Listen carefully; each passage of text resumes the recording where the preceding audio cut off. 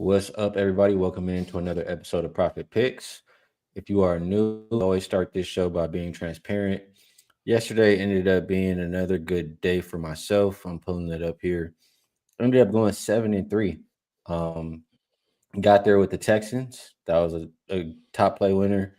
Cougars, Houston Cougars, first half. That was a top play winner. It might depend what number you got. The late number I don't think cashed, but I got in early at 20 and a half. Took Princeton. That was a winner. Zubac over his rebounds. Paul George over rebounds. Both winners. 76ers and Grizzlies were both winners. Losers were Memphis and Sac over 236, 235 and a half, whatever it was. Hawks didn't work out like I thought. And I had a hockey loser. I took the Canadians. Um, didn't go how I thought. So 7-3 overall. Hit 16 of my last 20 bets. So heating up here, Rob Veno. Good to be back here with you. How's everything for you, and how you doing today? Doing good today, Skee. Busy day. Obviously, a lot going on here. All four sports overlapping. Yesterday, 1-2 NBA, 2-1 college hoop was a 3-3 split. Made a little bit of money because a couple of the bigger plays were winners out of the college basketball world. But NBA, actually, the one that I won in the NBA, Skee, I got to admit, I got a little bit lucky because Philly and Tyrese Maxey forced overtime. And the overtime got the total there. It was 112, I think, at the end of regulation. But boy, Maxey played a heck of a game and sank a couple clutch free throws to get it to OT. Bad with, God, what was I bad with yesterday? I have to even go back and look. Oh, yeah, bad with the Hawks. I thought the Hawks were the right side. They were not. And in the Memphis-Sacramento game, I should actually kick myself. I had Sacramento's team total over. They didn't even get to 100. So it was a 1-2 NBA, 2-1 college hoop. Didn't play the football whatsoever. But I know we talked a lot about the Texans, and boy, that defense was great last night. Yep, they look damn good yesterday. I could have played that one all the ways. I thought under Texans Bills team total. Yeah. Didn't really matter what I picked on that one. Would have been a winner. So let's see if we can do it again today. Have a lot of NBA games out there. So we'll start at the top. That looks like Pacers and Cavaliers opened up minus 13, looking at 14 now. Total has gone from 236 and a half to 240 for the Pacers. Same usual suspects are out, man. I'm tired of mentioning them. For Cleveland, Jared Allen, Darius Garland, Tyson, all questionable. Merrill and Struess are out. Vino, I'm gonna keep saying this Cavs team, they suck. They are so overrated. They're soft and they're just not good, especially when they don't have, Garland in there to help distribute. Um, I don't like anything that I've been seeing from the Cavaliers lately. Now, with that said, there's not a whole lot to like from the Pacers side either. Um, but one thing you can trust from the Pacers, my opinion is, they're back ready to play up tempo. They have their guards in the lineup, and we know the style of play they want to play. You can trust Matherin to be a bucket. You can trust Pascal to get some buckets. So pacing buckets from the Pacers side seem like that's at least something I can trust there. And the Cavaliers, they have been playing up tempo. If Jared Allen is not in, obviously less rim protection. I would want Garland in, like I said, to help with pace, to help with playmaking. And I don't like that Merrill is out, but I would agree with the total going up here. If I'm playing this one, it's up and over for me. How do you see it, Vino?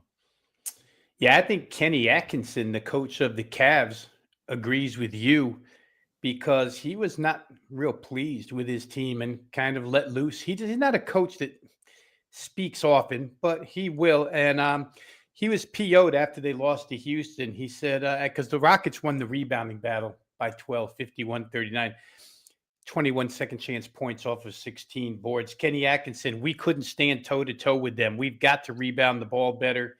Um, there's more to it here. Oh, we've got to focus on it a little more. So if Jared Allen was in the game because Indiana's so small, I would think that the bigs could dominate inside for Cleveland if they want to. I mean, the coach certainly wants them to. Evan Mobley hasn't helped things at all. And he hasn't helped from the foul line either, Skee. I didn't realize until reading this morning that they're 25th in free throw percentage, and he's shooting the worst free throw percentage since before high school, he said. Only 60.5% for Evan Mobley from the line. So there's some things going wrong with Cleveland, certainly. I know they have a little bit of revenge from last year's playoff loss. Whether or not that comes into play tonight, I'm not sure. I think in the end, I would just agree with you that the number where the total is concerned probably is reachable for both sides. Benedict Mathurin, for what it's worth, said Indiana can go on a 10-game win streak now. And you just called him a bucket, but he called himself a bucket before you told him he was, because there's a quote in here that where he says, I don't want to sound cocky, but I know I can score on anybody and I need to help my teammates. So Ben Mathurin, ever since his days at Arizona, has been exactly that. I could see a lot of points in this game. I saw the mention in there, and I went through these cup standings earlier today. Cleveland's in pretty good, or they're not in pretty good shape because the Raptors are in real good shape in their group. But if they want to stay in it, they would have to win. I just don't know how much the Cavs care about this cup. I don't think they really do. I don't think they really do either. Yeah, it makes Matherin's points, appealing, definitely. So different ways to look at this game. We'll keep going down the list. We do have a lot to talk about here today. Washington and the Raptors open 13.5. Looks like 14.5, depending on where you shop. Not a whole lot of movement on the total. As far as the injury report, CMB is out for the Raptors. You have you have Sarr questionable, and you have Bagley doubtful for this Wizards team. The Wizards just stink. How much do we have to even really talk about this? They suck, Rob Veno. It's not a whole lot of reasons to look towards the Wizards, especially front of a back-to-back for them. And this is a cup day where the other teams have all the incentive to go and blow you out. So the only question is, in my eyes, is it going to be more of the Raptors just scoring a million points, scoring at will, or is it going to be the Raptors, suffocating the Wizards and the Wizards struggling to score? I think it can go both ways, but if I'm picking one, I would say, Raptors defense has been pretty elite for about, 10 games, maybe something like that. And the Wizards have really been struggling to score versus everybody. So I would say Wizards team total under. That's what I like the most here. But if you put them both together, that means you're taking the Raptors, Rob Veno. How do you feel about it?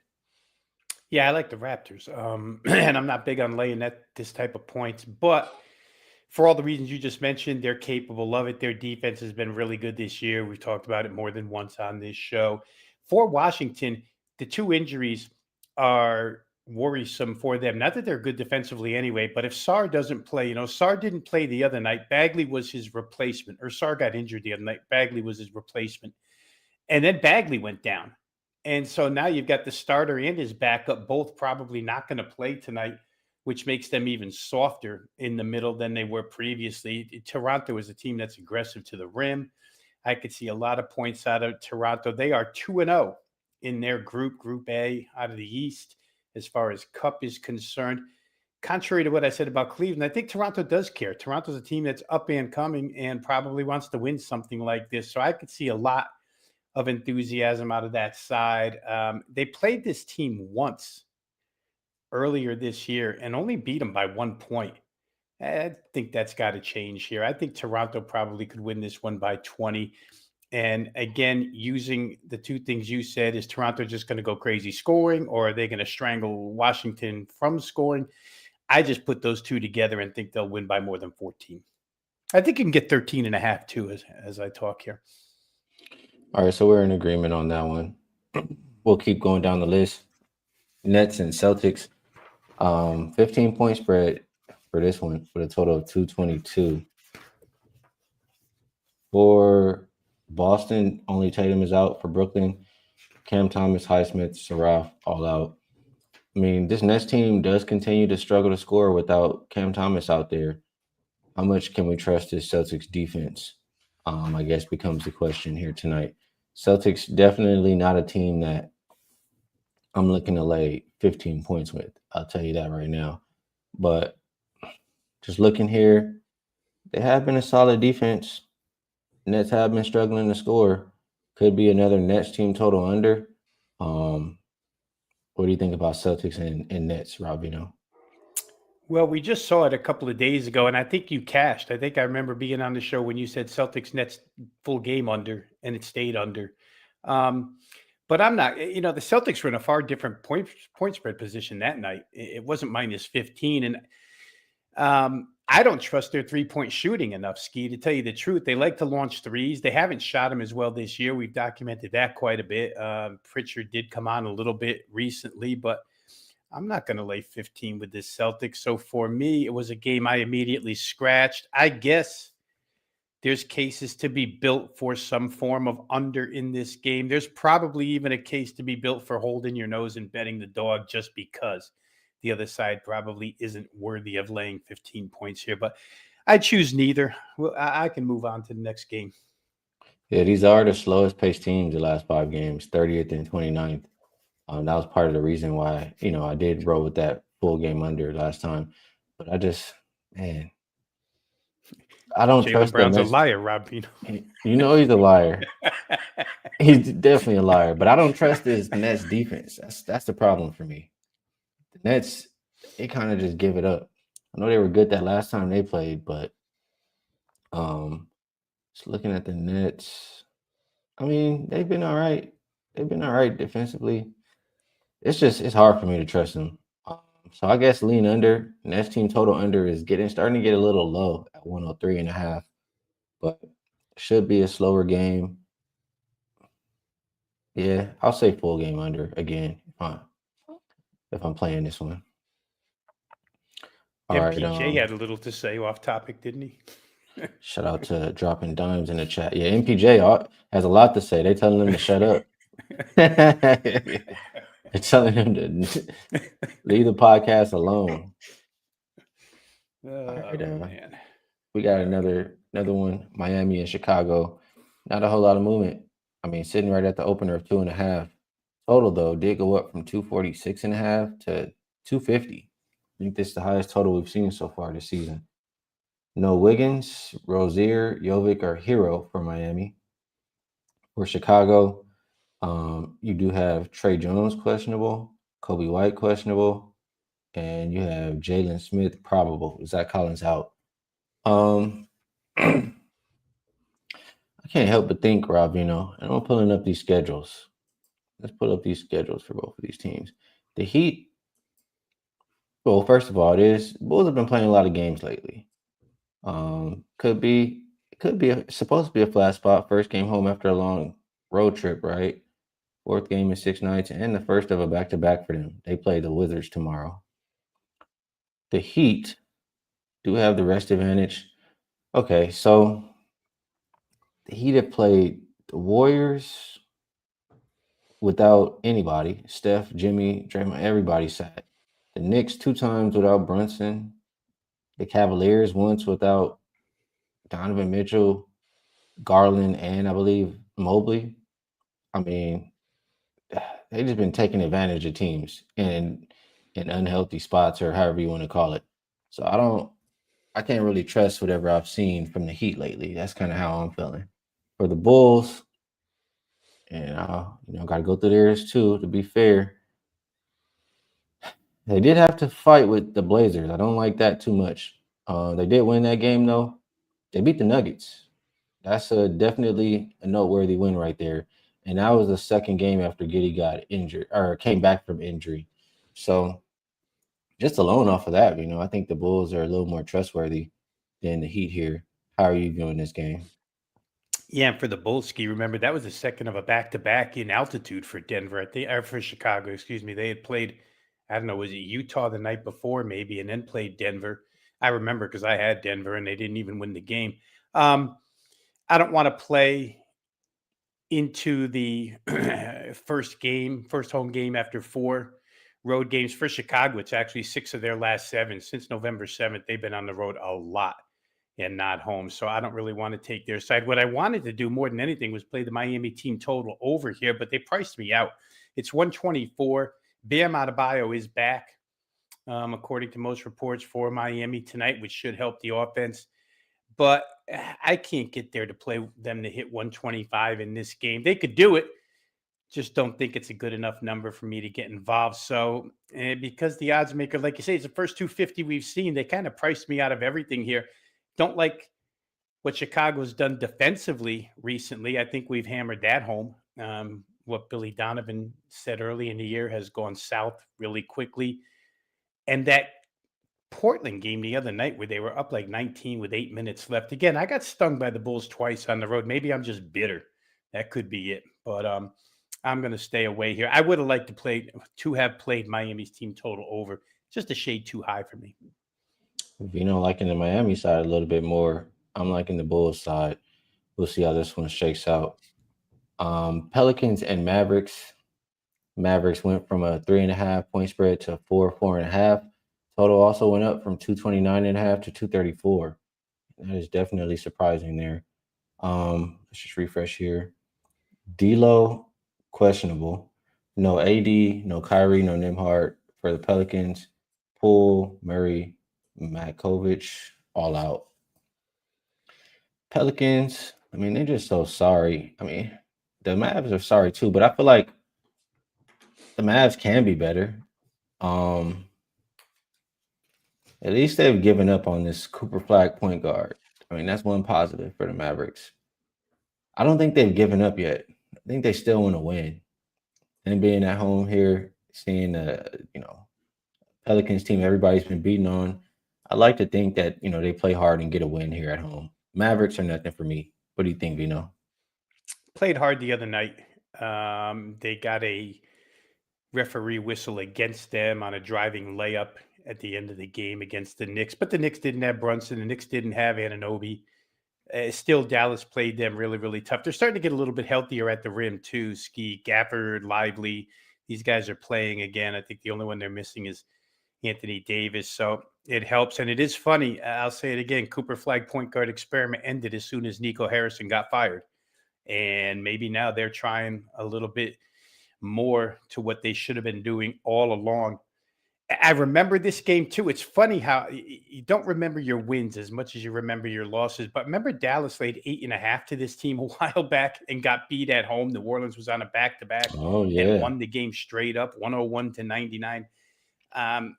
That line is not 8.5 anymore. It's only 4.5. So better price, maybe a better Dallas team at this point. That's hard to say because the other side has Zion back, and Zion played pretty well. His plus minus was up there the other night. So difficult game. I would like to play Dallas, just don't trust them enough to win by 5. Another one that I had to let go is Skee. I don't understand the total move either here, other than I think I saw yesterday Dallas has moved up to the second quickest tempo in the NBA, which is outrageous, if true. And They're number one in pace the last 5 games. Pelicans are number yeah, 4. I mean, there you go. That would explain the move up, and I can buy into that myself. You just got to have enough shot making or little defense. Yeah, I don't know. I'll have to look at it a little further. Maybe I can get to a Mavs team total here, but we'll see. If the Mavs were going to break out, it would be in an up-tempo setting versus a Pelicans defense. So I can understand that. For those reasons, I'll lean Mavs. I'll lean with the market going over. Next game up here, Vino, T Wolves and Suns. Open 3.5 up to 4.5. Total coming down though from 233.5 to 231.5, or as low as 231.5. Who is on the injury report? Grayson Allen out, Fleming out, Jalen Green out for the Wolves. No Terrence Shannon Jr. You do have both Ingles and Jaden McDaniels questionable. Um, I do know that the Wolves care about the cup. I've heard McDaniels talk about it. They've talking about they've never been to Vegas. They want to make it to Vegas. They are number one in their group, and they have OKC beaten the differential by a good amount. This game will be a bit tougher than the game OKC has today, or is expected to be. But I want to get there with the Wolves. But my problem is Suns do have a lot of rest for this game, and the Suns have been playing pretty competitive, pretty good too. And I worry that the Wolves have just been looking good because of who they played. Like, it's just so many bottom tier teams in their recent schedule. Um, Played the Kings twice, played the Wizards, played the Mavericks, played the Jazz twice. Like, I can't put too much stock into that. Um, when you're coming here and you're playing a Phoenix team that's, they've been playing pretty solid. Not saying they're the greatest, but they've been playing solid. And I'm looking at the Suns' recent schedule. They beat the Blazers. They beat the Hawks team that have been playing well. I mean, they beat up on some bottom feeders too. So I guess we'll learn who's the better of the two tonight. Who should be more respected? If I had to put my money on this one, I think that the um, Timberwolves defense is more trustworthy, in my opinion. Suns offense might be more trustworthy, but I'll lean Timberwolves here. How do you see this one, Vino? Yeah, I agree. I mean, I made a small play on Minnesota earlier this morning. Um, just from a fundamental matchup perspective, Ski, I just when I think of Minnesota, I always think about how much reach they have on the defensive end, and you kind of need 3-point shooters that can get over the top of them. And without Grayson Allen, that's one less for Phoenix, which to me is a bit of a concern. I think maybe Minnesota defensively can stop Phoenix from scoring all the points that they've been scoring, or contain them a little better than the bottom feeding defenses that they played lately have done. Um, Again, you mentioned the cup. I agree. I think Minnesota wants to get there with the cup, so it's a big game for them in that instance as well. As again, for the fundamental reason, and Phoenix, for what it's worth defensively, I don't think can handle Minnesota. So I just put two and two together, came up with a small play on Minnesota minus the 4.5. All right, Vino liking that side. I'm somebody in the chat. I forget who I just put up. I can't see the screen right now. Just mentioned that the Wolves. I think it was B Man. The Wolves haven't beat a team over 500, and yeah, 0-4 straight up. 0-4 ATS. They played the Spurs, the Celtics, the Thunder, and the Sun. I'm sorry, that's not correct. That's who's upcoming. They played the Nuggets, the Lakers, the Knicks, and the Nuggets. So Nuggets twice, Lakers and Knicks, and 0-4 there. I'm just curious what the Suns look like for some of the better competition.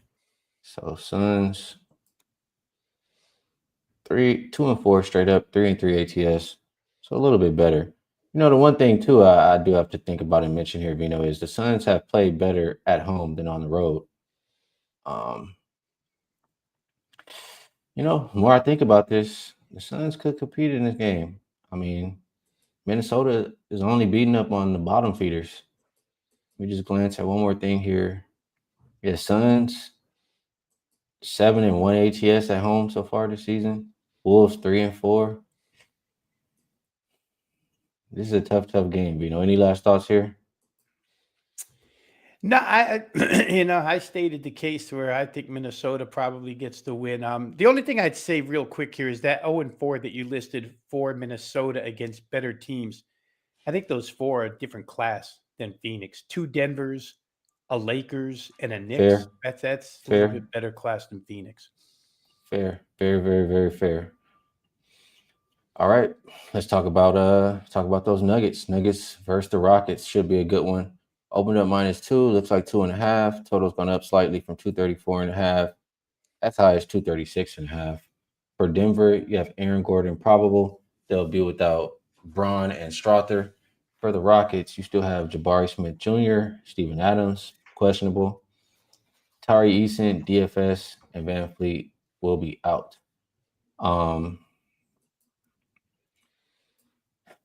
First game of a back-to-back for the Nuggets. We'll call that out right away. I mean, just very, very simple to me. The Nuggets have been full of shit lately to me, honestly. Like when I'm watching the game, they're not even trying, bro. Like they're not even attempting to put a hand up nobody's face. Uh, it just looked like a team that didn't really care too much. Until maybe they get down and they feel like, okay, now we have to care and try to win the game. I just don't like the idea of backing a team that's been playing like that versus a Rockets team who I feel like they've been playing hard and playing from the tip every single game. Uh, and they're playing well. It's Rockets or nothing in this game. I feel like there's no way teeing on the Nuggets. How do you feel about it? Well, I agree. To the eye test, Ski Houston definitely looks like the better team at this point in time. Again, I think you and I pointed out a bit, and the chat even points it out a bit that Denver just doesn't seem like a good defensive team. You just said it again. But then when you look at their statistics and their overall stuff, it kind of shows that they're better than what we're seeing. I don't know what's lying here, the stats or my eyes, but I'm going to trust what I see and say that Denver is a team that's absolutely just trying to outscore people right now. It almost seems like they feel like they can. That being said, Christian Braun is probably their best perimeter defender on the team. He hasn't played in the last 3 games, and they're only 1-2 ATS without him. I think he's a big difference in this game. You need all the defenders you can get against Houston. We'll see. Durant, I guess Aaron Gordon coming back is a big deal too, because if anybody's going to at least give Kevin Durant some trouble offensively, Aaron Gordon's as good a defensive 3 as there is in the league, or 4, whatever you want to call it. So kind of a wash there. This particular group in the cup are all 1-1. So it's probably a big deal, but I think it might be a bigger deal to Houston at this point in time. To me, Houston's the team that is playing with a little more sense of urgency to be in that elite group, where Denver kind of walks around like we know we're elite and we'll be there in the end. So we'll see you then. So for the 2.5 point price caught my eye because I just think there's value with the home team at only 2.5. So I did play Houston, played them small when I played Minnesota this morning. Hopefully they get there by 3 points.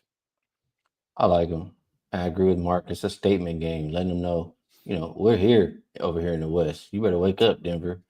And to that point too, dropping dimes, looking at the Rockets early, I like that as well. Nuggets, like I mentioned, they've been sleepwalking to start these games.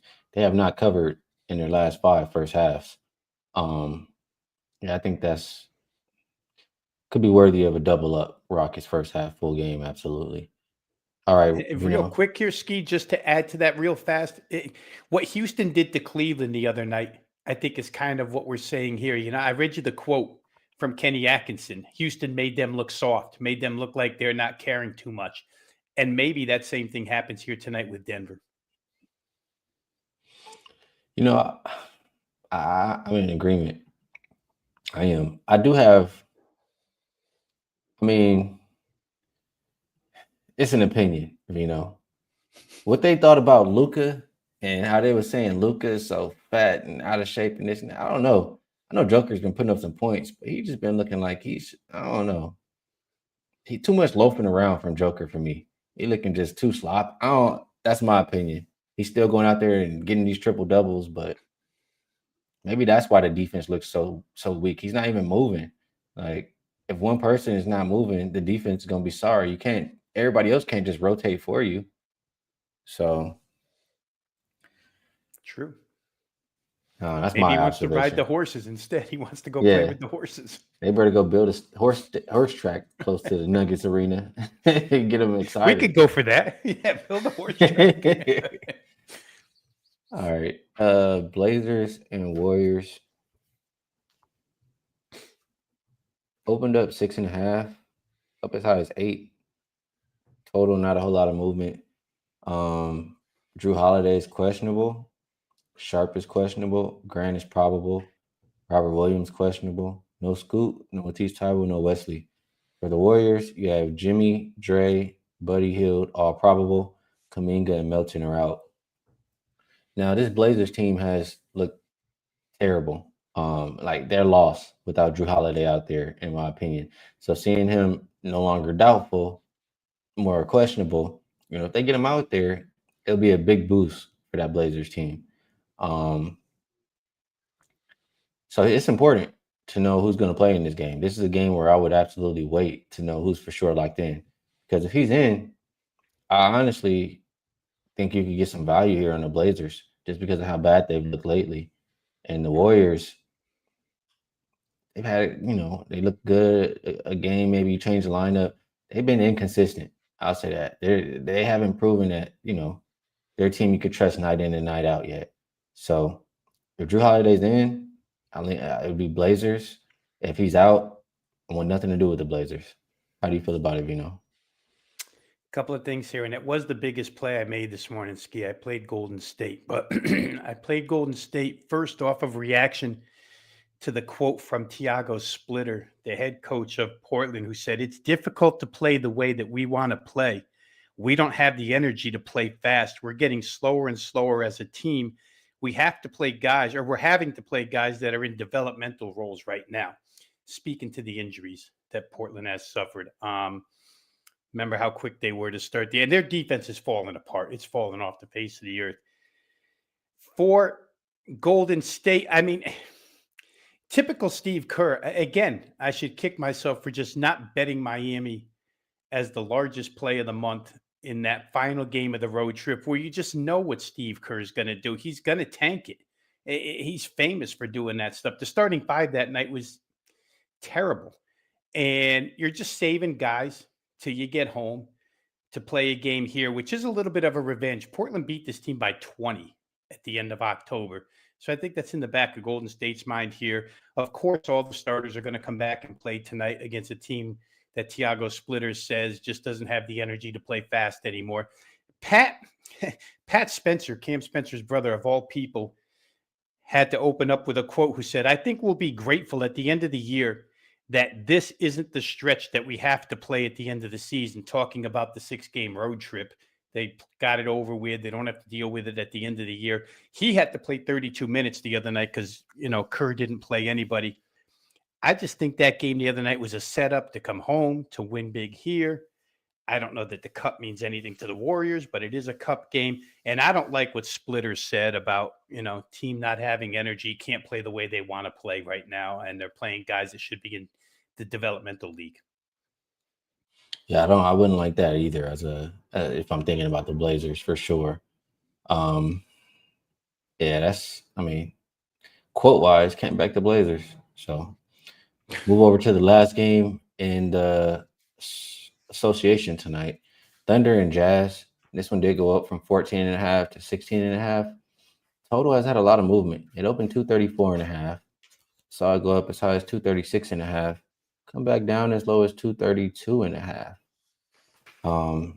And I'm gonna just start there with that total, My initial thought earlier in the week when I'm thinking about this game is I can't wait to bet the Jazz over. Who they play on Friday? I'm betting the Jazz over. Because that's how their home games are gone. This young team likes to run, run, run, run, run. They see their opponent coming in elevation and they just want to run them into the ground. But this Thunder team, yeah, they don't mind running. They got to pump the brakes. Like, this Thunder defense has been elite. They're barely allowing teams to get 100 points. And in a game where point differential matters, they could absolutely just suffocate this Utah Jazz team. And I don't view the Thunder as a team that's going to come into OKC and be tired and get, they have so much depth, so many guys, like their main players don't even play the fourth quarter most nights. I think OKC's defense shows up. I think that's the reason that they'll win by the big margin tonight. So I'd have to buck the Utah home trend of high scoring games. If it's high scoring, it's because the Thunder are scoring tonight. I think it will be Jazz team total under for me in this game or nothing. How do you feel, Vino?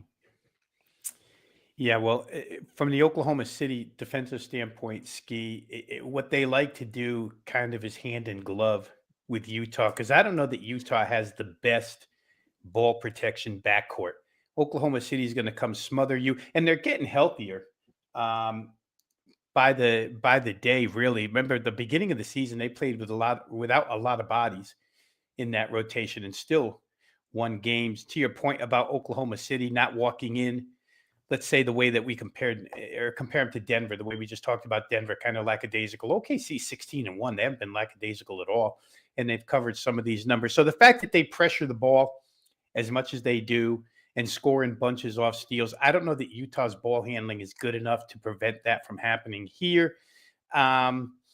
I know OKC will be rooting for Phoenix tonight, because if Phoenix wins, it would throw Oklahoma City with a win themselves into a tie for that first place for the cup. And they still have a game with Minnesota left in the cup. So Oklahoma City could certainly win it out of their bracket as well. I just, there doesn't seem to be any let up in OKC. You would think off of the championship last year, they played deep into the season more than anybody else, that perhaps, a little, I guess load management is caused by being ahead by so much at the end of three. I guess you can do it that way too, because that's the way they're doing it right now. I wouldn't want Utah. I'm with you that the scoring in their home games has been way different than the road games, but let's find an easier defensive opponent for them where they can get off for the 120 plus that they like to score at home. All right. Yeah, I think this one could be a beat down, Rob, a beat down. So that's the NBA card for today. I think we did enough on NFL yesterday. Unless there is anything else that you want to talk about, I think we're okay. Yeah, we're okay with the NFL. We did a good job yesterday. It just kept growing yesterday. It went from 1 to 3 to Yeah, so if you want to hear some more NFL, we did talk about it yesterday. Thoughts haven't changed really. So yeah, I guess on that note, we will, or before I go to best bets, let's do the promo stuff. We'll remind everybody about Weekend Warrior. If you want to be involved for NFL, you can get Saturday, Sunday, and Monday Night Football. Includes 5% plays. You get them for only $49. If you prefer basketball, we have the full court all access pass. 3 days of college basketball and NBA. Get that for only $49. If you want a little bit of everything, you can get 10 days of picks for less than $10 per day. Check out Rob Veno or myself. See if you want to, continue a little longer term or however that may go. If you want that longer term, you can get $500 off a 1 year pass. Comes out to just $125 a month. And if you were to go rock with Rob Veno for a year, you would get a 25% bonus coupon. You could come check out some of my stuff as well. So that is it's a promo for today, Vino. Best bets. Before you give yours, I'll ask you if there's anything else you'd like to promote. And if you don't have a best bet, that's okay too. promos. You've got them covered. Skee, that's good for the weekend. NFL still remains really good for me. So if you're into the Weekend Warrior, if you're into football, the Weekend Warrior Pass probably a good one to follow me with. And just, Golden State was the play I played the biggest, so I'm going to leave that here as the best bet. I gave the reasons why I don't like what Splitter said, like the fact that Golden State's got a little bit of revenge. To me, Steve Kerr set up tonight's game the way he always does on road trips by not playing anybody in the final game. So for me, it's Golden State minus the 7.5. I know we see some 8s out there now, so shop around, try to get the best number you can. But for me, best bet Golden State minus the 7.5. I think there's still a bunch of those still available. I like it. For myself, I'm gonna go. I'm gonna go with, like I said, the game could go either way, but I'm gonna go with what I've been seeing lately, and that's Wizards team total under 113 is the number I got. I mean, I've been betting on Toronto's defense a lot lately. They've held, I think, 9 of their 10 opponents under their team total. So that defense has been locked in. Washington has been a team that's really struggling to score. If you look at, I can look at their last 10 games here. Let me just go back there. For Washington, the last 10 games, they're averaging 109.2 points per game. So just really struggling there. And if you look at what the Raptors have been allowing last 10, it's 108.5. And if you look more at their home games in that last 10, it's 104. So I just, if it ain't broke, don't fix it. Let's bet on that Raptors defense. Let's fade those bum-ass Wizards. Team total under 113 for Washington will be my best bet for the show. Vino. Oh, and a reminder to everybody that I do have a 5% play locked and loaded for tonight. And I've hit 16 of my last 20 bets. So if you want that 5%, we had a 5% winner on the Raptors on Wednesday. I'm pretty sure we have another one here tonight. So if you want to be involved, that's also available. Vino, always appreciate you taking the time to cap these games with me. Helps my process, and I'm sure you help everybody else as well.